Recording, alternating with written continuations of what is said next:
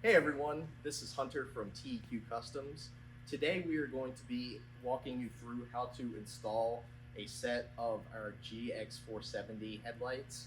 We're going to be using this really nice 470 here to do the install on. So we'll walk you through, and by the end of the video you should be completely good to go.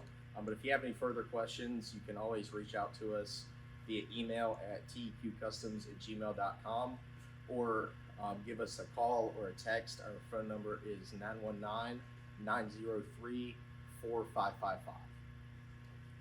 So real quick, we're going to walk through some of the helpful tools for this job. First, it might help if you have a multimeter. That's always good for determining which wires you need to tap into, but we're going to also walk through in the video which wire is which for which function. So that's not a huge deal if you don't have one. A magnet's always good in case you drop something. Some kind of scissors, or these are some tin snips. All of them will work fine. Some kind of ratchet. This is our Milwaukee ratchet. It's a very low torque, so you don't want to be snapping your bolts off when you do it, so something low torque. Same with this DeWalt drill. This one has a low setting, which we will obviously be using. A screwdriver or something similar. Once again, this has a low setting, which we will be using. A couple sockets. It's helpful to have 10, 11, and 12. That should cover your bases. Some wrenches for hard to reach spaces. Once again, 10, 11, 12. Some wire strippers. Some kind of crimping or T-taps. I will put the link to these in the description, but essentially these just clamp onto the wires. And they're super simple to use, and you don't actually have to do any soldering or crimping with these. You just put the wire in and use pliers. And then last thing is just a few zip ties to secure the wires if needed. So to remove the headlights, the first thing that you're going to need to take off is this plastic cover that goes up over the headlight bolts, and it also goes down and covers the fan shroud and everything up front of the condenser. Then there are two headlight bolts on the top, and then one inside the fender about right here. If you have fender liner, you will need to pull the fender liner back, and to access that bolt, there's just two bolts inside the fender well to pull that fender liner out. This customer does not have fender liner because he has an aftermarket bumper, which makes it a little bit easier. And then the other thing that you will need to do is there is a clip down in here, and to pull the headlight out, you will need to pull the bumper back a little bit. You won't need to take it completely off, but there will be a bolt underneath here if you have a stock bumper, and there will also be bolts in the fenders, and then it just clips in, and that will give you enough room to pull the bumper back. You can take it all the way off if you want to, but you should be able to wiggle out the headlights with the bumper just loose and pulled back. So this customer just had two panels here that just bolt in. They came with his bumper, so we just removed those. But if you do have a stock bumper, you will need to either remove it or just loosen it up enough to pull it back. So the first thing that you're going to want to do is connect your halos in if you have them. If you don't, go ahead and skip this part. It doesn't apply to you. So first off, we're going to talk about these switchback halos. These have a few different functions. The red wire is the power for the white. The yellow wire is the power for the amber, and the black wire is ground. So there's a few different ways you can connect these in. If you want to run white full time, we would recommend running it to one of the parking lights, which is either of these pigtails off of the main headlight harness. And what that's going to do is allow you to select the white function with the headlight stalk. If you do that, it's difficult to get the amber to work as a turn signal due to the fact that this bulb has power all the time, and the turn signal is actually ECU controlled. So this is also the DRL. So anytime the ignition is on, you're going to have the halos on amber, and then they'll flash amber as well. So if you want to do full-time amber, you can just connect it into this DRL bulb, which is what we're going to do for this install because the customer had requested that they were full-time amber. So we recommend, if you prefer white, don't use the halos as a turn signal, just keep the stock turn signal. If you really want to do it, you can have a dealer disable your DRL function, and then you can just connect it into this turn signal bulb. But that's a lot more trouble than it's really worth. So if you want the turn signal function, we recommend just using the amber on the headlight or on the halo to do that. And if you prefer the white, we recommend just leaving it as a parking light. So we're going to go ahead real quick and use our connectors to connect the halo drivers into this harness. So we're going to go ahead and strip a little bit of wire. We're going to do the ground first, and we're just going to strip some off and connect it together.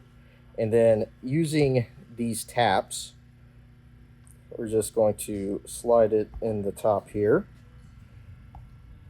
And then we're going to use a pair of pliers and just crimp it down.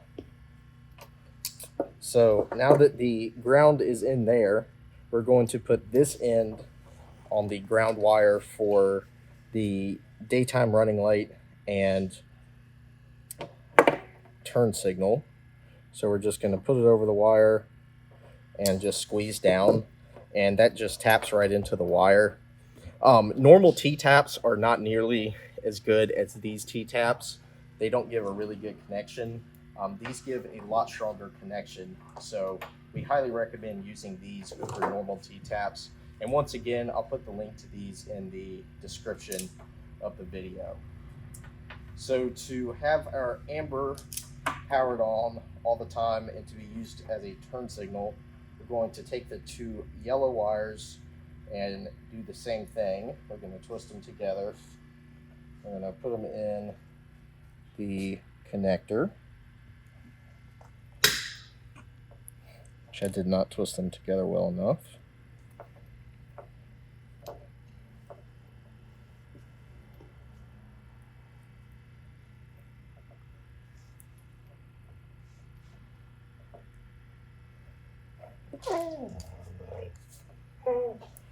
And Bella's very upset she's not a part of this video.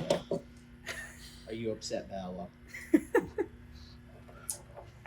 And then we are going to clamp this one down on the power wire.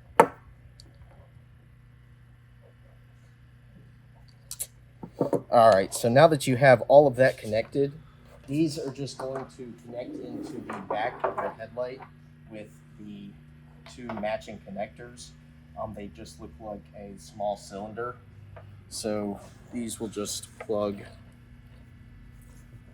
right in to there, and they only go in one way, so you might have to turn it a little bit to get them plugged in.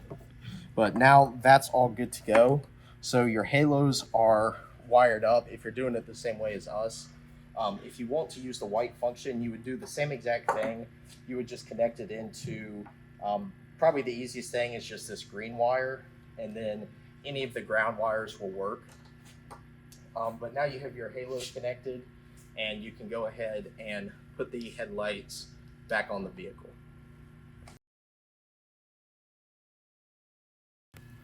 So if you have RGB halos, the only difference is that the red wire and the black wire are your power and ground respectively. And The RGB halos do have a turn signal function. Once again, we recommend just using the stock turn signal because with the RGB, if you connect them into the DRL and turn signal bulb, the turn signals are just going to flash constantly because they're going to receive constant power. So the easiest thing to do is just keep the stock turn signal and just connect the power and the ground for this RGB controller. And the easiest way to do that is just to connect it into the same parking light that we recommended for the white wire. It is the green wire here, and then any of these ground wires will work. So you will just connect the power to the green and the ground to the white wire with a black stripe. And then your RGB controller will be powered on. And you only have one RGB controller, and then it has these two long pigtails coming off that will go to matching connectors on the back of your headlight. All right, so once you have the headlights back in, you'll just repeat the process you use to take them out, just backwards. Just 2 bolts in the top, the fender bolt, and then the clip on the bottom. And then once you do that, you'll just need to plug everything in. After you have the halos connected, everything will just plug directly in. The low beam and the high beam plug will already be on the headlights for you, so you won't need to worry about that.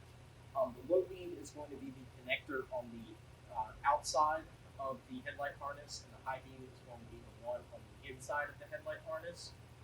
And make sure you test everything before you go ahead and bolt the headlight back up, because obviously you don't want to have to take it out again.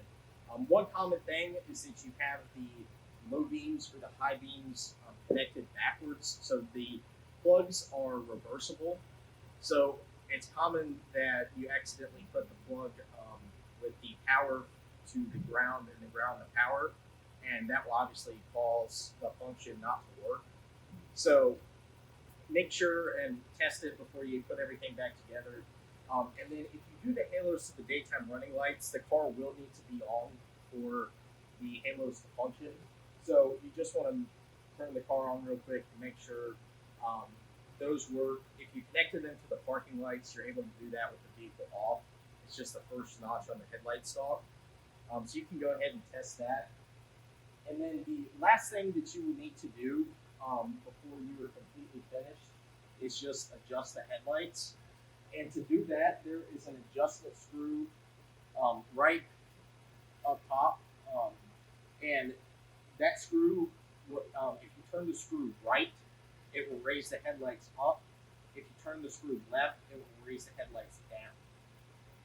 So you can use that to put the beam where you need it to be. We recommend backing about 20 to 25 feet away from the wall and just measuring out where you want the headlight beam to be.